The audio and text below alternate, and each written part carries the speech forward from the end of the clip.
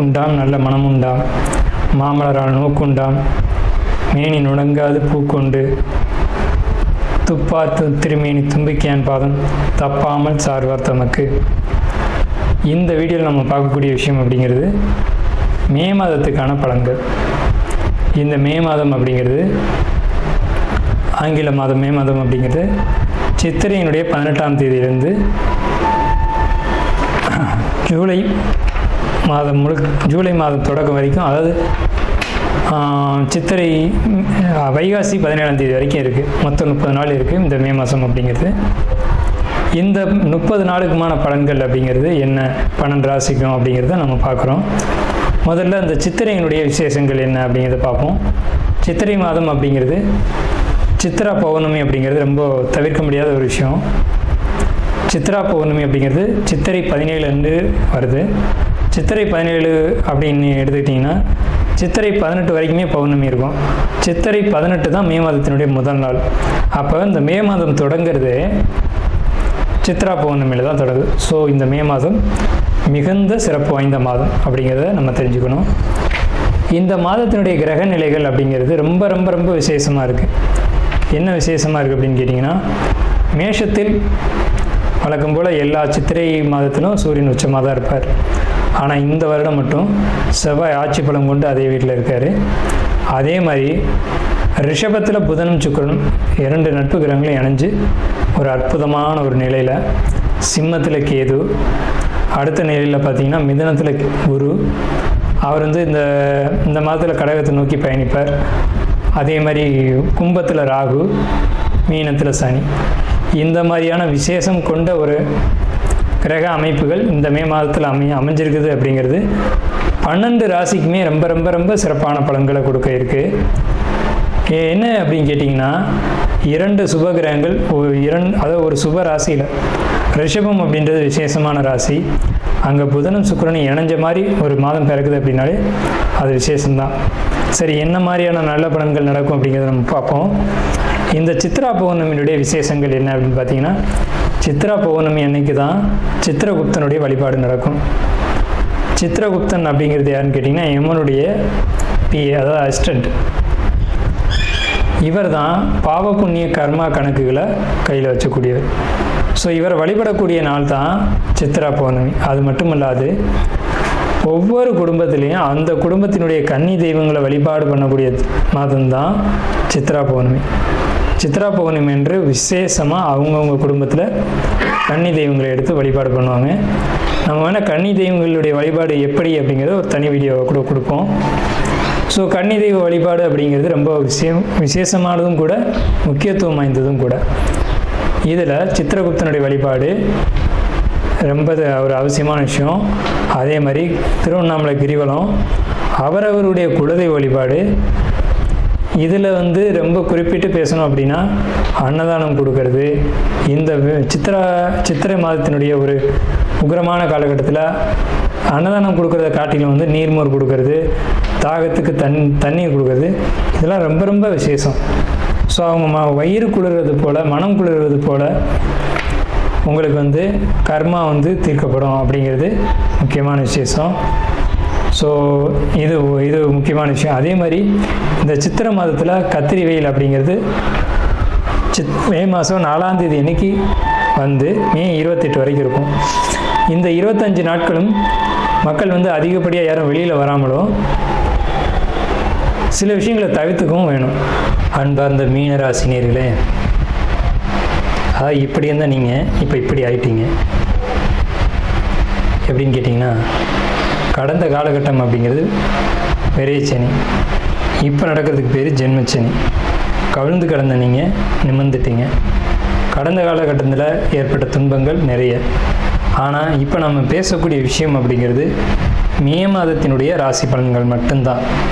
இந்த மே மாதம் மட்டும் உங்களுக்கு என்ன மாதிரியான பலன்கள் நடக்கும் அப்படின்னு பார்த்தீங்க அப்படின்னா, சுமாரான பலன்கள் அப்படிங்கிறது சொல்கிறதுக்கு இல்லை, நல்ல பலன்கள். என்ன நல்ல பலன்கள் அப்படின்னு கேட்டிங்கன்னா, வருமானம், சரியான வருமானம் உங்களுக்கு கிடைக்கும். அதே மாதிரி தந்தை வழி ஆதரவு அனுகூலங்கள் கிடைக்கும். ஆடம்பர செலவுகள் செய்வீங்க, ஆடம்பரமான ஒரு வாழ்க்கையை வாழ்வீங்க. அதே மாதிரி திருமணம் இல்லைன்னு சொல்லக்கூடியவங்களுக்கு ஒரு வரன் அமைப்பு, திருமணம் நடக்கும்னு நம்ம சொல்ல, ஒரு வரன் கூடி வரக்கூடிய ஒரு அமைப்பு.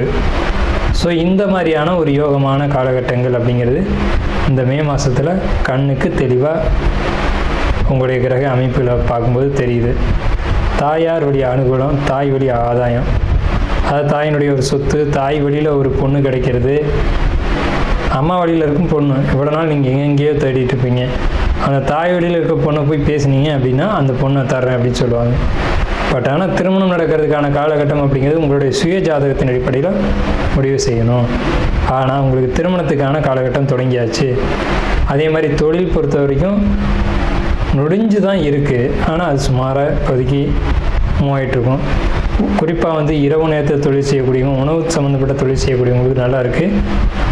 நீர் சம்மந்தப்பட்ட தொழில் செய்யக்கூடியவங்களுக்கு ரொம்ப பெஸ்ட்டாக இருக்கும். அதாவது மீன ராசி அப்படிங்கும்போதே நீர் ராசி.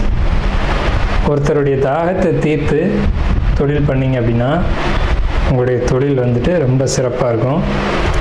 உணவு சம்மந்தப்பட்ட தொழில் அல்லது இரவு சம்மந்தப்பட்ட இரவில் செய்யக்கூடிய தொழில், இரவில் உணவுகள் செய்யக்கூடியது அல்லது பகலில் செய்யக்கூடிய தொழிலாக இருந்தால் நீர் சம்மந்தப்பட்ட வகையிலான செய்யக்கூடிய தொழில்கள் அப்படிங்கிறது உங்களுக்கு அதிர்ஷ்டத்தை தரும், யோகத்தை தரும். அதிர்ஷ்டமான காலகட்டம் இந்த மே மாத காலகட்டம். எதிர்பாராத அதிர்ஷ்டங்களும் எதிர்பாராத யோகங்களும் வரும். இதை இந்த மே மாதத்தில் பயன்படுத்திக்கணும். எது நிரந்தரமாக இருக்குமா அப்படின்னு கேட்டால் கண்டிப்பாக நிரந்தரமாக இருக்கக்கூடிய அமைப்புகள் சற்று குறைவு தான். மனநிலையை பொறுத்த வரைக்கும் மந்தமான நிலை தான் இருக்கும், ஒரு குழப்பமான சூழ்நிலை தான் இருக்கும். குடும்பத்தினுடைய ஒரு ஒற்றுமை, ஒரு ஆதாயம், ஒரு அனுகூலம் இருக்கும். இதில் நிறைய பேருக்கு, நிறைய மீன ராசிக்காரங்களுக்கு கணவன் மனைவிக்குள்ள கருத்து வேறுபாடுகள் பெரிய அளவில் ஏற்பட்டு பிரிஞ்சு போகக்கூடிய சூழ்நிலைகள்லாம் உருவாகியிருக்கும். இப்போ கரண்ட்டில் பேச்சுவார்த்தை இல்லாதது அல்லது கோர்ட் வரைக்கும் போனதெல்லாம் உண்டு. கிட்டத்தட்ட கோர்ட்டுக்கு போகிற நிலைமைக்கு வந்துட்டீங்க. ஆனாலும் இந்த மே மாதத்தில் அது நடக்காது. மே மாதத்தில் ஒருத்தர் விட்டு கொடுத்து போயிட்டீங்க அப்படின்னா நீங்கள் சேர்ந்து வாழலாம் அப்படின்ற ஒரு அமைப்பு. இந்த முடிவை நீங்கள் தான் எடுக்கணும், நம்ம சொல்ல தான் முடியும். ஸோ ஒன்றும் இல்லாத பிரச்சனையாக இருக்கும். ஒரு நகையை அடகு வச்சது, இந்த மாதிரியான ஒரு சின்ன சின்ன பிரச்சனைகளுக்காக நீங்கள் என்ன பண்ணிப்பீங்கன்னா உங்களுக்குள்ள சில வாக்குவாதங்கள் ஏற்பட்டிருக்கும் மீனராசிக்காரங்களுக்கு. அதனால் ஏற்பட்ட வாக்குவாதங்கள் தாய் வரைக்கும் போய், தாய் உறவு வரைக்கும் போய் அது ஒரு பிரச்சனையாகி அதன் மூலமாக குடும்பத்தை விட்டு பிரிஞ்சு போனது அப்படின்ற ஒரு சூழ்நிலைகள் உருவாயிருக்கும். அது கிட்டத்தட்ட பிரிவினை வரைக்கும் போயிருக்கும் மீனராசிக்காரங்களுக்கு. அந்த பிரிவினை ஏற்படாமல் இந்த மே மாதம் இருக்கும். இந்த மே மாதத்தில் ஒரு தெளிவான முடிவு எடுக்கிறது அப்படிங்கிறது நல்லாயிருக்கும். இந்த மே மாதம்ன்றது உங்களுக்கு ஒரு சாதகமான ஒரு மாதமாக தான் இருக்கும். ஆனால் சற்று மந்தமான குழப்பமான சூழ்நிலையோடு தான் நீங்கள் இருப்பீங்க. வாக்குவாதங்கள் ஏற்படும். புதிய இடமாற்றம் உண்டு. வீடு, நிலம், யோகம் வாங்கக்கூடிய யோக அமைப்புகளும் உண்டு மீனராசிக்கு. எலக்ட்ரிக்கல், எலக்ட்ரானிக்கல் இந்த மாதிரியான பொருட்களை நீங்கள் வாங்கி அணுகக்கூடிய யோகங்களும் மீனராசிக்கு இந்த மே மாதத்தில் உண்டு. அதே நேரத்தில் படிப்பை பொறுத்த வரைக்கும் சிறப்பான ஒரு மாதம் தான். படிப்பில் கவனம் செலுத்தக்கூடிய ஒரு மாதமாக இருக்குது. 1-2 முறை முயற்சி செய்யணும். ஷேர் மார்க்கெட் மீனராசிக்கு நல்லாயிருக்கும். வெளிநாட்டு பயணங்கள் அறவே வேண்டாம். புதிய தொழில் ஆரம்பிக்கிறது நிச்சயமாக கூடாது மீனராசிக்கு இந்த காலகட்டத்தில், மே மாதத்தில். நாம் இதுவரைக்கும் பார்த்த ராசி பலன்கள் எல்லாமே பொதுவான ராசி பலன்கள் தான், 12 ராசிக்குமே. அப்போது உங்களுடைய தனிப்பட்ட பிறப்பு ஜாதகம் அப்படிங்கிறது உங்கள் ஜாதகத்தில் தனிப்பட்ட பலன்களை கையில் வச்சுருக்கோம். உங்களுக்கு ஜோதிடம் சம்பந்தமான சந்தேகங்கள் இருந்தாலும் சரி, அல்லது ஜோதிடம் பார்க்கணும் அப்படின்ற எண்ணங்கள் இருந்தாலும் சரி, இல்லை ஜோதிடத்தில் சந்தேகம் இருக்குன்னு நீங்கள் நினச்சாலும் சரி, நம்ம நம்பர் கீழே ஸ்க்ரீனில் தெரியுது. அந்த நம்பருக்கு காண்டாக்ட் பண்ணி நீங்கள் எந்த நேரத்தில் வேணாலும் நம்மக்கிட்ட பேசலாம். இல்லை ஜாதகம் பார்க்கணும் அப்படின்னாலும் நீங்கள் அப்பாயின்மெண்ட் வாங்கிட்டு எப்போ வேணாலும் நம்மளை காண்டாக்ட் பண்ணி ஜாதகம் பார்த்துக்கலாம். நன்றியும் வாழ்த்துக்களும். வாழ்க வளமுடன்.